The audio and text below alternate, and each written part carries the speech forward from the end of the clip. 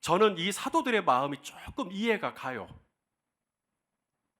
가급적이면 이 12명의 사도들이 모든 일을 도맡아 하려고 했을 겁니다. 성도님들에게 손 벌리지 않고, 성도님들에게 도움을 요청하지 않고, 이 12명의 사도들이 서로 머리 맞대고 서로 조금 더 시간을 내고 헌신하고, 그러면 얼마든지 이 12명에서 교회의 그 많은 일들을 우리가 감당할 수 있지 않을까 하면서 아마 감당을 했을 것 같아요. 하지만 이번 일을 통해 사도들이 깨달은 게 뭐냐면, 그게 불가능하다라는 겁니다. 내가 아무리 쥐어짜고 내가 아무리 헌신하고 내가 아무리 충성을 해도 이 교회의 모든 일을 다 감당할 수 없다라는 걸 이번 기회를 통해 사도들이 인정하게 되는 것이죠. 무엇보다 사도들은 교회의 일이라는 게 그냥 일만 잘하면, 접대하는 일만 잘하면 된다고 생각을 했는데 그게 아니었어요. 내가 열심히 접대하는 일을 하는 것과 상관없이 교회 안에 원망하는 일이 일어나요. 서로 갈등하는 일이 일어나더라는 겁니다. 내가 열심히 했는데도, 내가 과부를 접대하는 일을 일삼았는데도 여전히 교회에 문제가 발생하는구나. 그러면서 사도들이 깨달은 게 뭐냐면, 그러면 접대하는 일을 일삼는 것만이 능사가 아니라면 뭐가 문제지? 뭐가 원인이지? 이제 이걸 돌아보기 시작한 것입니다. 그러면서 내린 결론, 우리가 하나님의 말씀을 어떻게 했다? 제쳐놓았다. 이게 딱 깨달아진 겁니다. 대개는 어떤 문제가 생기면 우리의 일반적인 습성이 뭐냐면 사람을 탓하고 원망해요. 마태, 당신 예수님 제자 되기 전에 세관 아니었냐? 그래서 우리는 이 재정 출납일을, 과부를 접대하는 일을 당신이 제일 잘할 줄로 알고 당신에게 과부 구제하는 모든 일을 위임했건만, 당신이 위원장 아니냐? 근데 당신이 어떻게 이 일을 운용을 했길래 저렇게 헬라파 유대인들하고 히브리파 유대인들하고 사이가 안 좋냐? 당신이 지금 문제가 있는 거 아니냐? 빌립, 오후 3시부터 5시까지는 당신이 과부의 집을 돌면서 쌀을 나눠주기로 하지 않았냐? 그런데 왜 당신이 헬라파 유대인 과부들만 쏙 빼가지고 결국은 교회 안에 이런 사단이 나타나게 만드냐? 이런 식으로 책임을 추궁하고 몇몇 사람에게 책임을 전가하는 일들이 우리에게 너무 쉬워요. 하지만 오늘 사도들은 그런 식으로 문제를 풀어가지 않았어요. 교회 안에 헬라파 유대인과 히브리파 유대인들 사이에 서로 갈등하고 서로 원망하고 이랬을 때 사도들은 도대체 이게 시스템의 문제냐, 구조의 문제냐, 인사의 문제냐가 아니라 보다 근본적이고 보다 영적이고 보다 본질적인 이유를 찾아 들어간 겁니다. 그게 뭐냐면 나하고 하나님과의 사이예요. 나와 말씀과의 사이, 나와 기도의 사이, 이걸 점검을 해본 겁니다. 그리고 인정을 하는 것이죠. 우리가 하나님의 말씀을 제쳐놓았구나. 우리가 기도를 제쳐놓았구나. 우리가 말씀을 제쳐놓았구나. 그리고 과부를 접대하는 일을 일삼았더니 문제가 해결이 되는 게 아니라 오히려 문제가 꼬이는구나. 현재 저희 교회 안에 약 200분이 넘는 평신도 사역자분들이 계십니다. 유치부 교사로부터 저랑 같이 찬양하는 헤븐스 찬양팀, 또 우리 주차 사역하시는 분들, 또 우리 방송 사역하시는 분들, 지금 이 한 주일에, 오늘 이 하루에 200분이 넘는 사역자분들이 사역을 하고 계셔요. 저는 바라기로는 이분들이 하나님의 말씀을 제쳐놓고 접대를 일삼는 우를 범하지 않기를 진심으로 바랍니다. 하나님을 예배하는 걸 제쳐놓고 거기서 은혜를 받아야 사는데, 말씀을 제쳐놓고 기도를 제쳐놓고 예배를 제쳐놓고, 여러분, 사람이 말씀을 제쳐놓고 얼마든지 접대를 일삼을 수 있을까요? 일삼았잖아요, 오늘 사도들이. 그게 얼마든지 가능합니다. 말씀은 보지 않고 기도는 하지 않고 은혜는 받지 않으면서 사역은 얼마든지 감당해요. 오늘 사도들이 그걸 인정하고 있는 거잖아요. 하나님의 말씀을 제쳐놓고도 얼마든지 봉사하고 충성하고 헌신하고 땀 흘리고, 설마 그런 분이 있겠냐마는 본인이 잘 아시겠죠. 예배를 마치고 집에 돌아갈 때쯤에 나 오늘 예배했다가 남는지, 아니면 나는 오늘도 접대했구나, 나는 오늘도 봉사하고 끝났구나, 본인이 잘 알겠죠.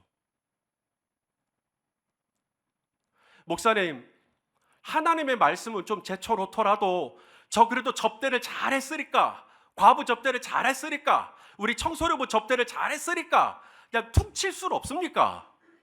하나님의 말씀은 제가 좀 제쳐놓았더라도 내가 열심히 사역했으니까 좀 퉁칠 수 있으면 얼마나 좋을까요? 하지만 오늘 사도들은 그게 퉁칠 수 있는 문제가 아니라고 지금 말하고 있는 거잖아요.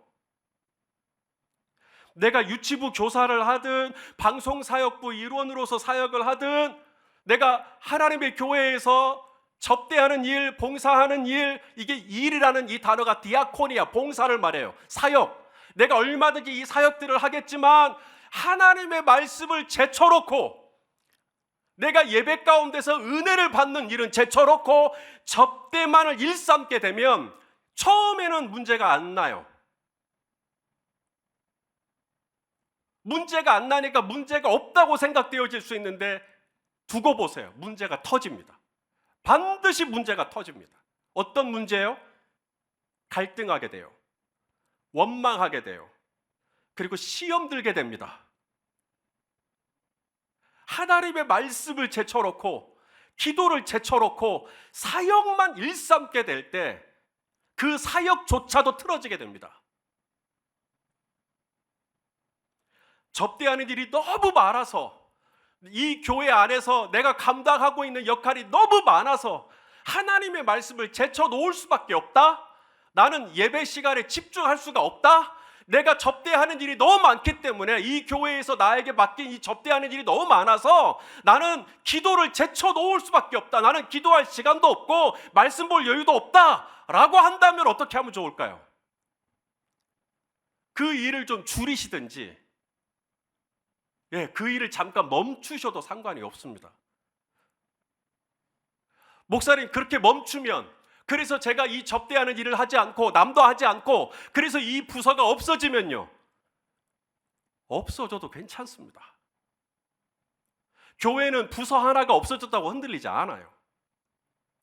중요한 것은 하나님의 말씀을 제쳐놓고 접대하는 일을 일삼을 때, 여러분 지금 교회 역사에서 지금 처음으로 태어난 교회입니다. The first church, 첫 교회예요. 이 첫 교회가 만난 첫 문제는 사역이 없어서 생긴 문제가 아닙니다. 사역을 못해서 생긴 문제도 아니고, 사역할 사람이 없어서 난 문제도 아니고, 지금 첫 교회가 처음 만난 문제는 뭐냐면 하나님의 말씀을 제쳐놓고 접대를 일삼았더니 난 문제입니다. 지금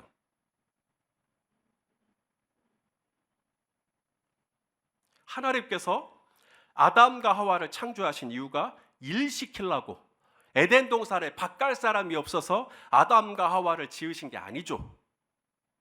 출애굽, 이스라엘 백성들이 애굽에서 바로의 종으로 살고 있던 그들을 구원하신 까닭이 이스라엘을 불러서 뭘 시킬 일이 있어가지고, 그래서 이스라엘을 구원하신 게 아니라는 겁니다.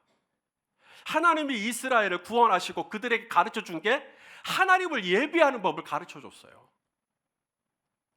하나님이 죄 많은 이 세상에 살면서 우리도 그냥 그렇게 살고 있을 텐데, 우리를 선택해 주시고 우리를 불러주시고 하나님 아버지의 자녀가 되게 하신 이유는 우리를 통해서 하나님이 예배를 받기를 위하여서 우리를 불러주신 겁니다. 그런데 이걸 제쳐놔요. 그리고 접대를 일삼는다고요. 저 담임 목사는 기쁘지 않습니다.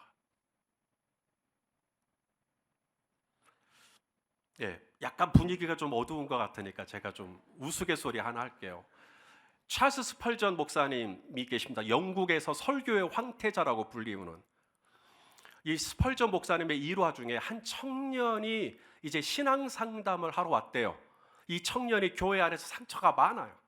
그래가지고 목사님, 제가 지금 출석하고 있는 교회가 문제가 너무 많아요. 목사님 혹시 주변에 좋은 교회 있어요? 혹시 문제 없는 교회, 문제 없는 교회 좀 있어요? 그랬더니 스펄전 목사님이 많지, 문제 없는 교회 내 주변에 많아. 목사님 그렇게 많으세요? 그러면 그 많은 교회 중에 문제 없는 교회 한 교회만 좀 추천해 주세요. 그랬더니 목사님이 내 주변에 정말 좋은 교회 많고 문제 없는 교회 많은데 자네한테는 추천해 주지 못할 것 같아. 왜요? 저도 불쌍히 여기시고 저도 좀 좋은 교회 추천해 주세요. 왜냐하면 자네가 그 교회를 가는 순간부터 그 교회는 문제 있는 교회가 될 거야. 무슨 말인지 아시겠어요? 똑같은 교회인데 좋은 교회라 그래요.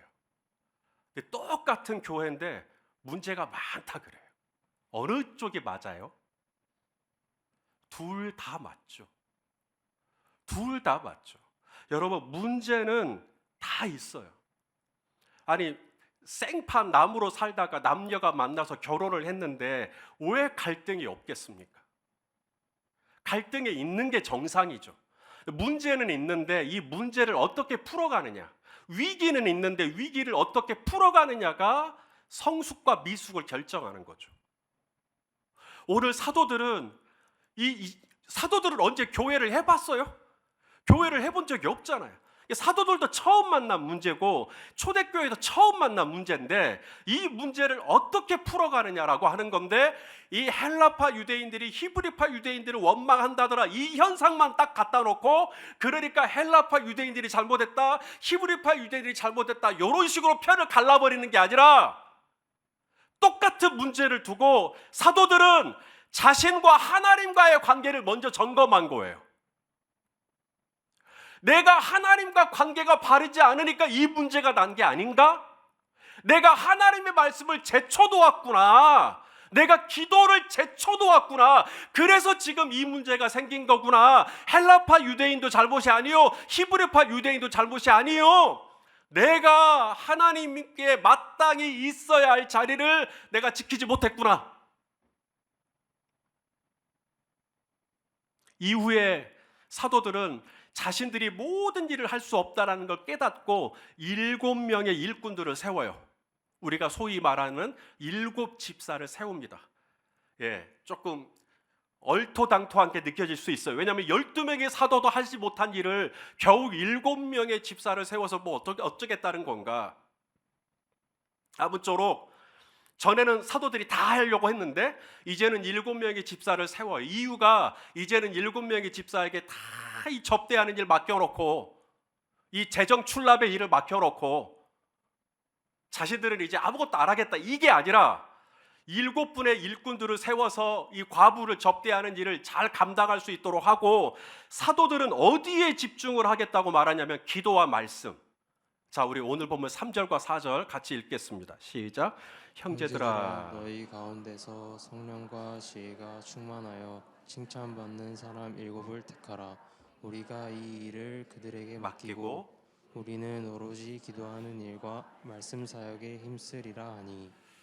교회를 개척을 하고 저는 개척 멤버가 아무도 없었어요. 그래서 저하고 아내하고 둘뿐이었는데 당연히 제가 이제 저하고 아내가 다 도맡아 하는 거죠. 주보를 편집하고 디자인하고 출력하고 접고 뿐만 아니라 찬양 인도도 제가 하고 설교도 제가 하고 다 끝나고 나면 뒷정리도 다 제가 하고 저하고 아내하고 같이 하고, 꼭두 새벽에 비가 떨어지면 유아실에 그 물이 샜습니다. 천장에서 물이 뚝뚝 떨어져요. 그래서 1시간, 3시간 일어나서 비 온다 싶으면 이제 가서 세수대야도 대놓고 이제 그 물 바지할 수 있도록 이렇게 또 조치를 하고, 또 그 저희 교회가 있던 상가가 2층인데 3층과 1층이 다 술 팔아요. 그러다 보니 이 중간에 교회만 제일 깨끗하거든요, 계단이. 그래서 거기다가 다 오바이트를 해놓습니다. 그러면 저하고 아내하고 새벽에 신문지 가지고 와서 다 치우고, 저희가 하는 일이니까요. 주일학교 아이들이 있었어요. 우리 하금옥 권사님 손녀딸이 친구들하고 같이 몇 명 나왔어요. 그래서 당연히 주일날이면 제가 주일학교 설교도 하고, 청소년부 애들 나오면 청소년부 애들 설교하고, 또 저희 상가에 있는 교회 청년회가 그렇게 잘 됐어요. 제가 청년들한테 조금 됐나 봐요. 그래가지고 청년들이 그래도 10대 명 되고 막 이러니까 청년들 또 사역을 하고, 주일에는 당연히 장년 또 설교하고, 저 혼자 북치고 장구치고.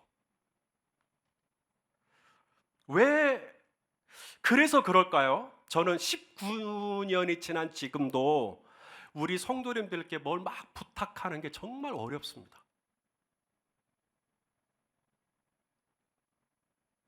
정말 그게 어려워요. 그런 말을 한다라는 게. 집사님 이것 좀, 이런 얘기를 못 하겠어요. 성도님들 얼마나 바쁘세요? 얼마나 일이 많으세요?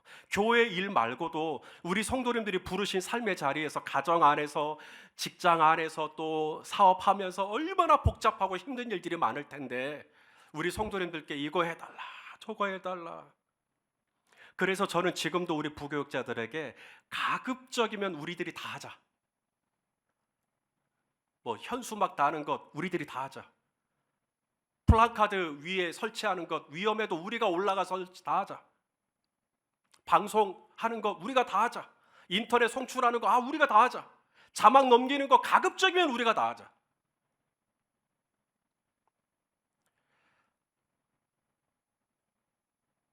근데 지금은 교육자들이 너무 부족해요.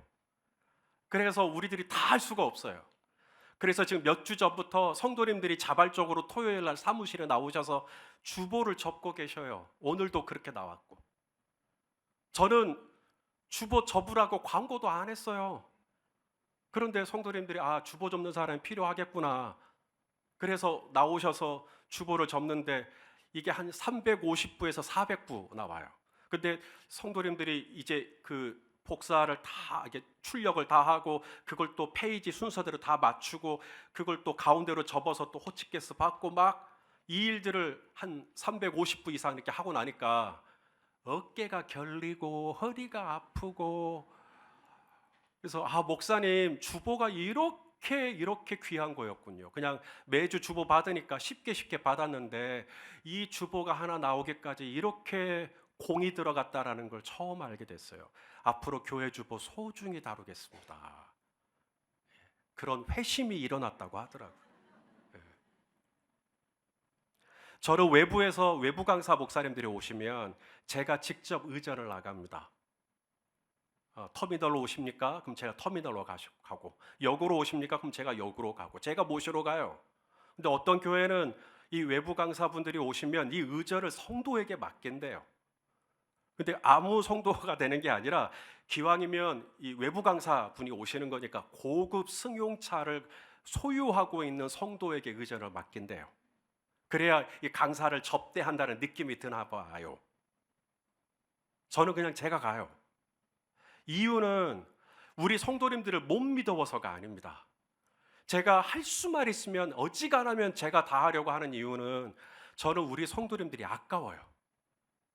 지금 교회 안에서 지금 강사를 접대하고 이게 우선이 아니라 지금 우리 성도님들의 부르심의 자리는 삶에서, 가정 안에서, 일터에서, 사업에서 지금 거기서 잘하는 게 우리 성도님들의 부르심인데, 그 귀하고 바쁘신 분들을 불러다가 자꾸 어떤 접대하는 일을 일삼게 만드는 것은 죄 짓는 것 같은 느낌이 들어가지고 저는 우리 성도님들께 막 뭐 해달라고 말을 못 하겠어요. 저는 12명의 사도가 이 과부를 접대하는 일을 하다가 지금 문제가 터졌는데 불과 7분의 집사만을 세웠다. 왜 그랬을까? 저는 이해가 돼요. 아까워서 그런 거예요. 우리 성도님들이 달아질까 봐. 그래서 우리 성도님들을 더 보호해드리고 싶고, 성도님들이 부르신 자리에서 더욱더 충성스럽게 하나님의 일을 감당할 수 있도록 할 수만 있으면 부담을 덜어드리려고 줄여서 7분으로 압축한 게 아닐까? 저는 그렇게 공감이 되어져요. 여러분, 기질 검사라는 걸 혹시 해보셨어요? 다혈질, 담즙질, 점액질, 우울질이 있죠. 성격은 시간이 바뀌고 또 환경이 바뀌면 바뀌는 게 성격이지만 기질은 안 바뀌거든요. 태어날 때부터. 시편 130편에 내 형질을 하나님이 지으셨다라고 할 때 이 형질이 기질을 말해요. 그래서 내가 태어날 때부터 가지고 있던 고유의 기질이 있는데 제 기질 테스트를 해보면 저는 우울질이 많이 나옵니다. 혹시 이 가운데 우울질 동지들이 계실까요?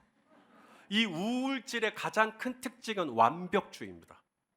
그래서 저는 굉장히 디테일한 사람이고 굉장히 완벽을 추구하려고 하는 스타일이에요. 지는 완벽하지도 않으면서. 그러니까 저는 완벽하지도 않으면서 완벽을 하려고 하니 스트레스가 되겠어요, 안 되겠어요? 그렇죠. 그래서 이 목회 서신도 몇 번이고 탈고를 하고 올리는데 또 오타가 나오잖아요. 우리 성도들도 오차 잘 찾잖아요.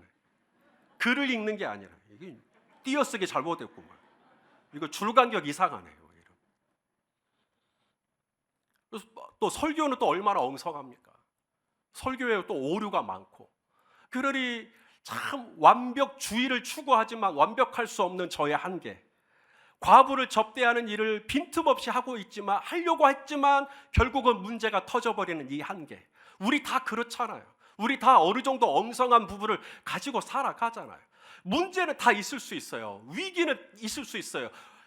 중요한 것은 이 문제가 있을 때, 어떤 어려움이 있을 때, 이 어려움 속에서 이것을 비난할 한 사람을 찾아내고 이것은 그 사람이 잘못한 거다라고 몰아가는 건 누구나 다예요.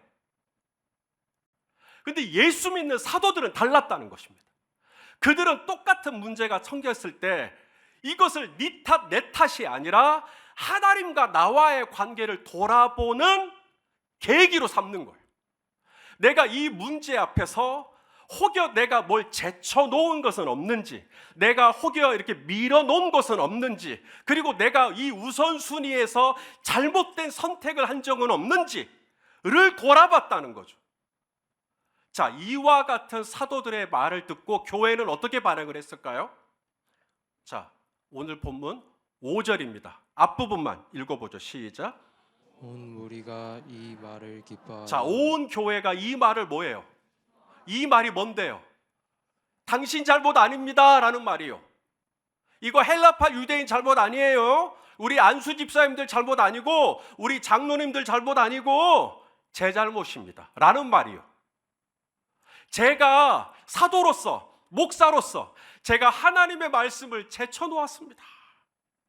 제 잘못입니다. 여러분, 이 말이 쉬운 말 아닙니다. 절대 쉬운 말 아닙니다. 지금 사도들이 누굽니까? 사도들은 예수 이름을 직접 본 사람들이고 예수 이름의 말씀을 대언하는 분들이에요. 지금 초대교회가 뭘 중심으로 돌아가고 있죠? 사도의 가르침을 중심으로 돌아가고 있습니다. 그래서 성전에 모이든지 집에서 모이든지 사도의 가르침을 받아 서로 떡을 떼고 있는 공동체 아닙니까? 그런데 그 사도들의 가르침을 받고 있는데 사도들의 입에서 뭐라 그러냐면 우리가 말씀을 제쳐놓았다고 이야기하고 있는 거예요. 우리는 지금까지 사도의 가르침을 받아왔는데 정작 사도들은 하나님의 말씀을 제쳐놓았다고 말하는 것이 이것이 얼마나 이중적으로 보입니까? 사도들이 당연히 하나님의 말씀을 가까이 하고 당연히 하나님의 말씀에 매진할 줄 알았던 사도들이 하나님의 말씀을 제쳐놓았다라고 하는 이 얼토당토한 고백 앞에 교회가 그러면 그렇지, 당신들도 뭐 다 똑같다, 당신들도 사도라고 하면서 하나님의 말씀을 제쳐놓질 않나, 그렇다면 접대하는 일을 똑바로 하는 것도 아니고 이것도 저것도 아니고 참 당신들 난 실망했다 라고 할 수 있죠.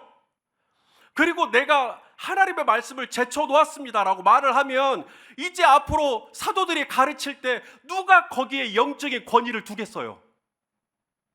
그러니 사도들의 입장에서는 이 고백을 하는 게 정말 자존심 상하는 일이고 자기 자신을 부인하지 않으면 할 수 없는 고백인데 이걸 온 교회 앞에 마이크를 대고 우리 잘못입니다, 우리가 무슨 잘못을 했느냐, 하나님의 말씀을 제쳐놓았습니다 라고 고백을 한 겁니다. 그러니 공동체가 더 실망하고 사도들 정말 당신들까지 그럴 줄은 몰랐다 이럴 줄 알았는데 사도들의 이 고백 앞에 공동체가 기뻐해요. 감사해요. 그렇게 말씀해 주셔서 고맙습니다 라고 하는 거예요. 너무 아름다운 모습이죠.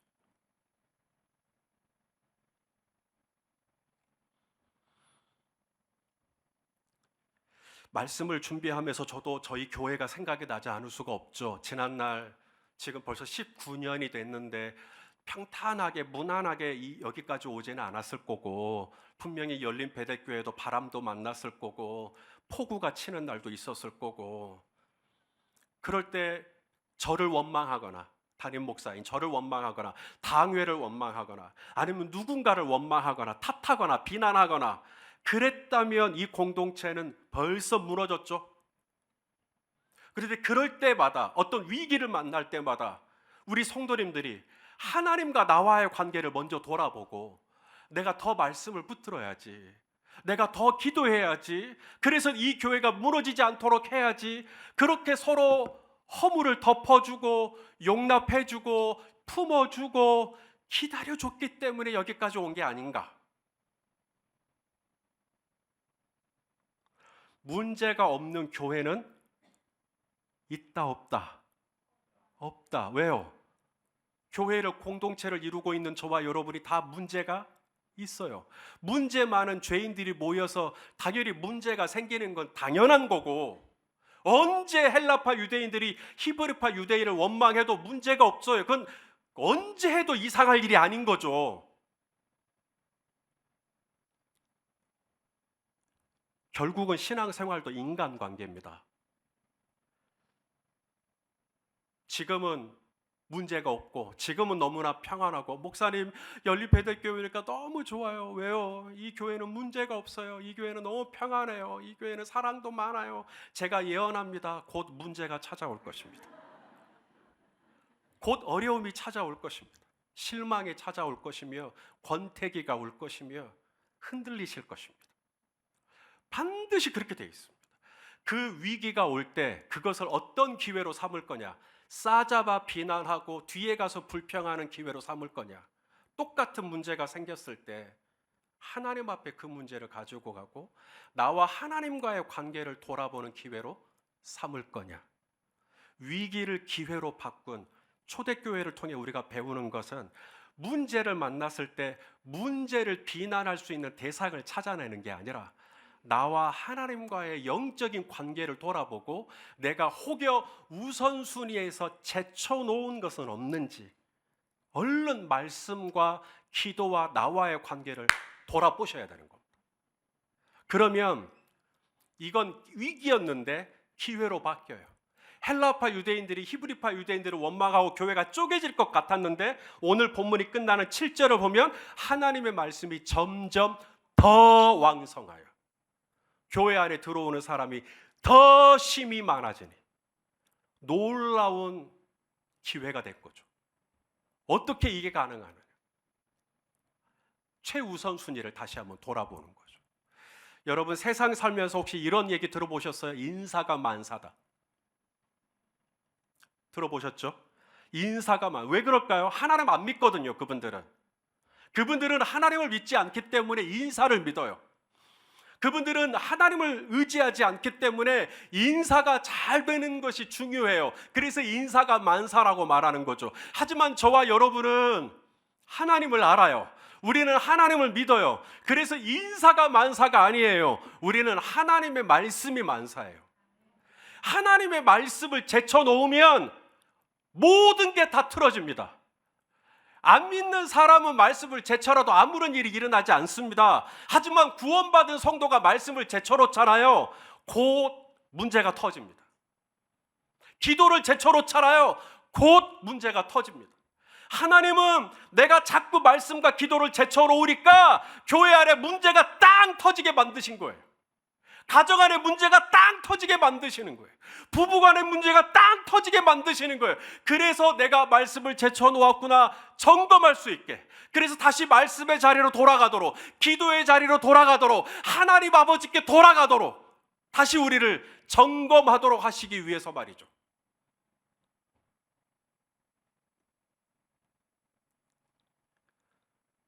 여러분 오똑이 아실 겁니다. 오똑이. 우리가 오뚜기라고 하죠. 오똑이. 이 오똑이를 이렇게 한 손가락을 가지고 쓱 하고 밀면 넘어가나요? 안 넘어가나요? 네, 넘어가죠. 아주 힘없이 넘어가죠. 금방 넘어가요. 넘어갔네. 소를 놔요. 그럼 어떻게 되죠? 다시 핑 하고 옵니다. 순간은 흔들리지만 조만간에 다시 중심을 딱 잡죠. 어쭈, 네가 다시 일어난다고 다시 쭉 밀어 넣습니다. 그러면 또 힘없이 넘어가요. 근데 소를 놓으면 다시 팅 하고 튕겨져 올라옵니다.